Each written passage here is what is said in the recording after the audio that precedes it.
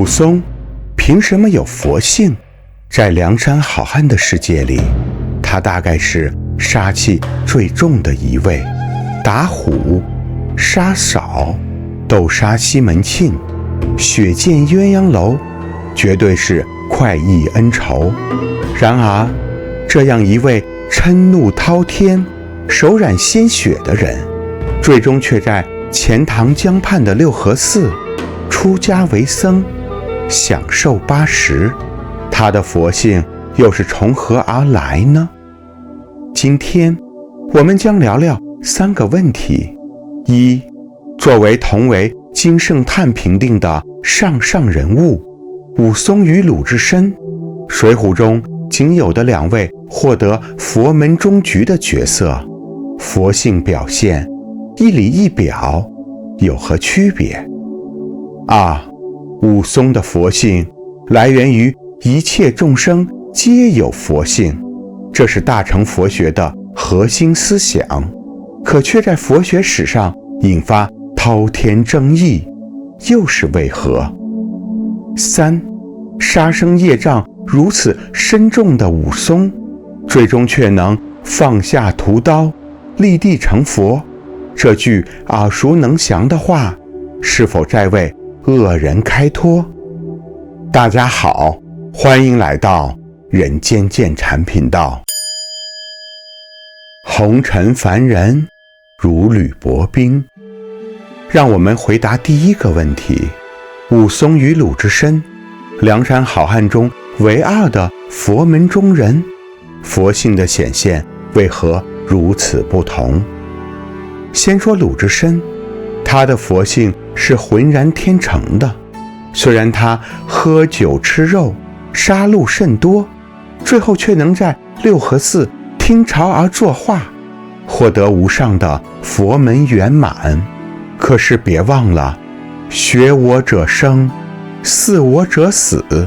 普通的红尘凡人不可照搬他的外在作为。为什么呢？因为鲁智深直心无伪，自信清净，属于佛学所说的外现凡夫相，内密菩萨行。他有神通，倒拔垂杨柳，使62斤的水墨禅杖，宛如金刚降世，但他却又最无私。每一次路见不平一声吼，每一拳都打在了恶人身上，要么为弱者，要么为朋友，光明磊落。所以鲁智深有顿悟的智慧，结局非常圆满。钱塘江上潮信来，今日方知我是我，说是水浒传中最好的一句偈，也丝毫不为过。鲁智深的经历实则充满了禅意，六祖坛经早已给出了道路：菩提自性，本来清净，但用此心，直了成佛。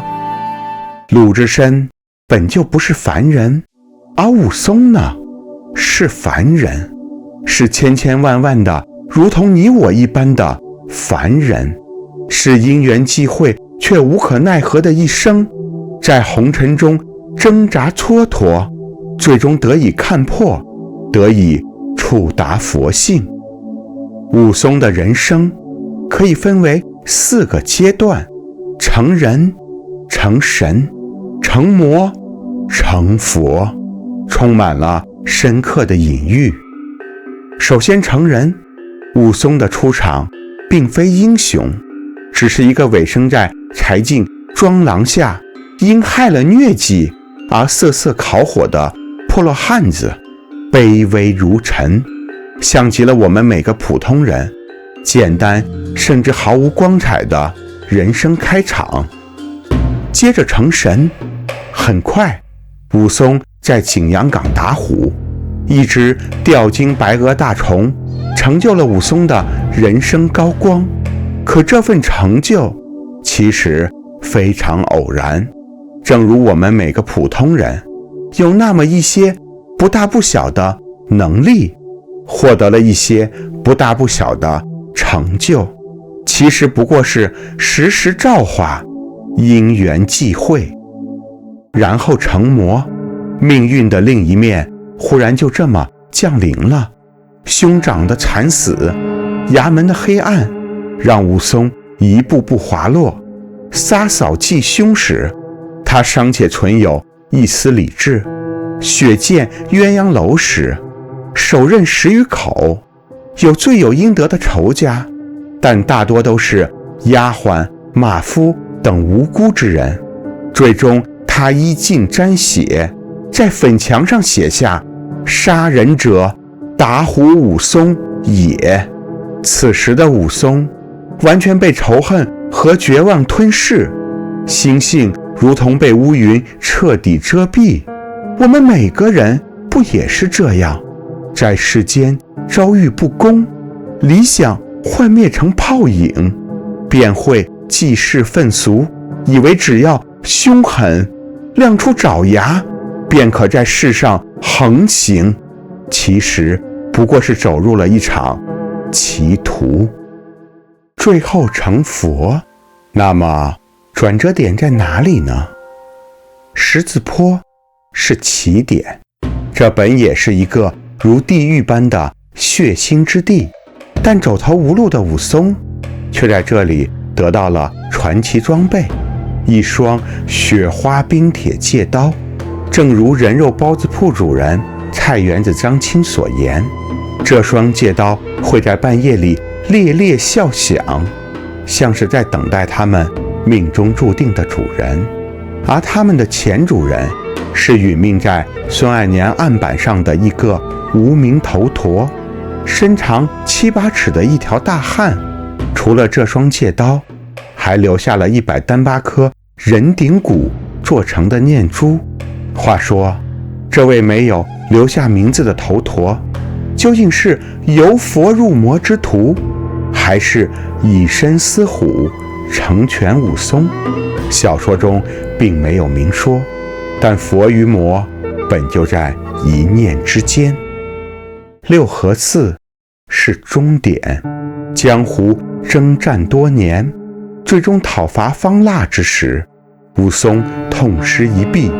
这残酷的斩断的是用于杀戮的肢体，更深层次的隐喻，也斩断了武松的嗔恨。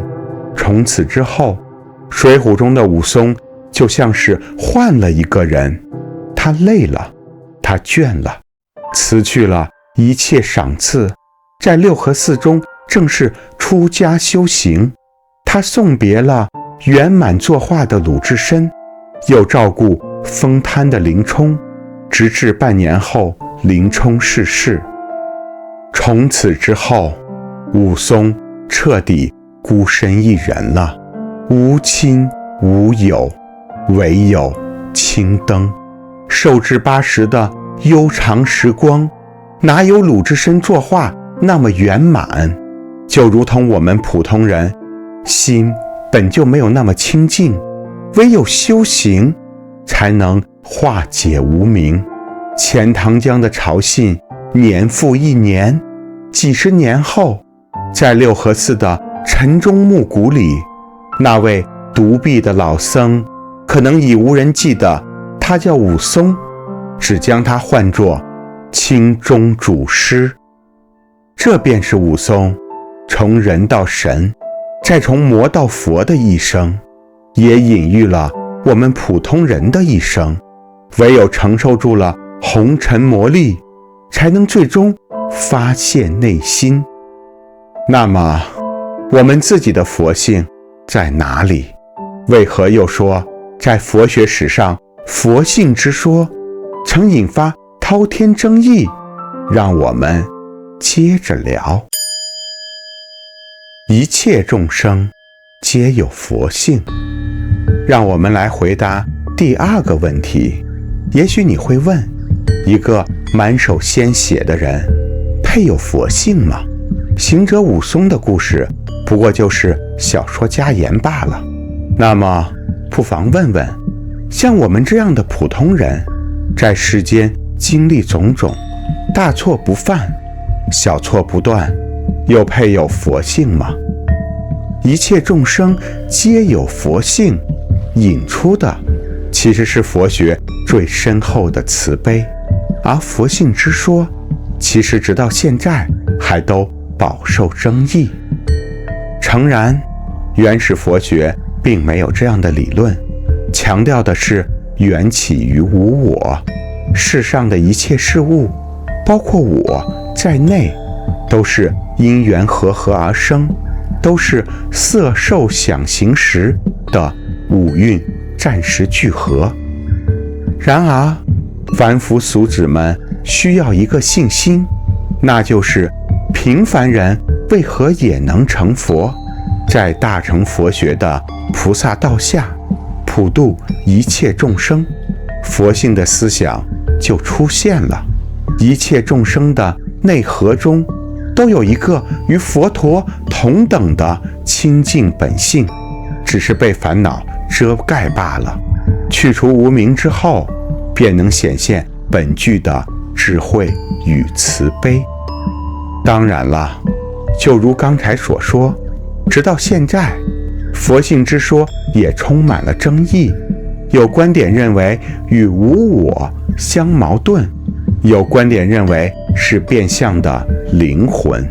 我们先不探讨这其中的理论争议，有机会可以详细聊聊。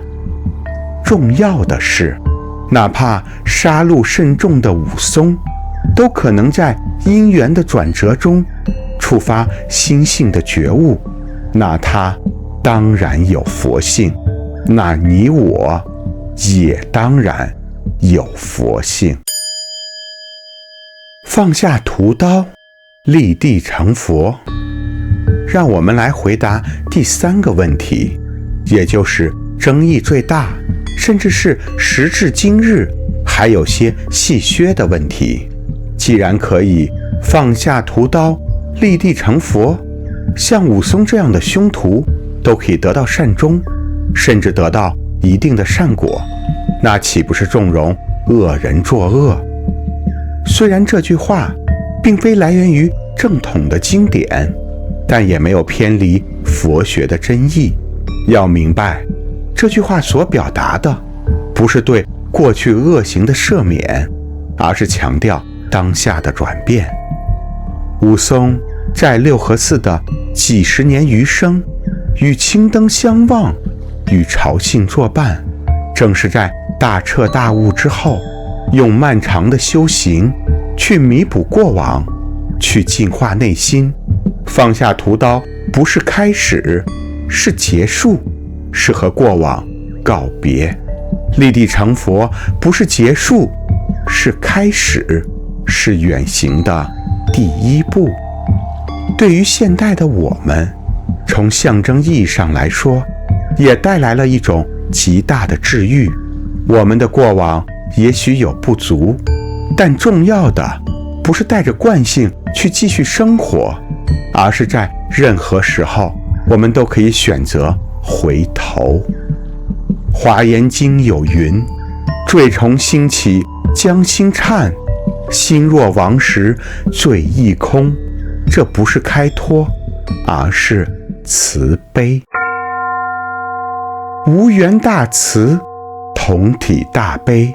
水浒中有一个少为人知的篇章，曾经打死过大老虎，如同天神一般的武松，彻底入魔堕落之后，肆无忌惮，在醉打孔亮酒足饭饱之后，却被一只黄色土狗整到了冬天的溪水中，寒冷淋漓。水浒传为什么会成为4大名著？这正是其高明之处。即便是坐拥主角光环的武松，失去了自我约束，也立即被命运抽打了耳光。作者施耐庵在其中隐藏的讥讽，我们完全可以体会到。武松当然具有佛性，但放纵的越多，也就遮蔽的越深。佛学的思想在于无缘大慈，同体大悲，如同日月一般。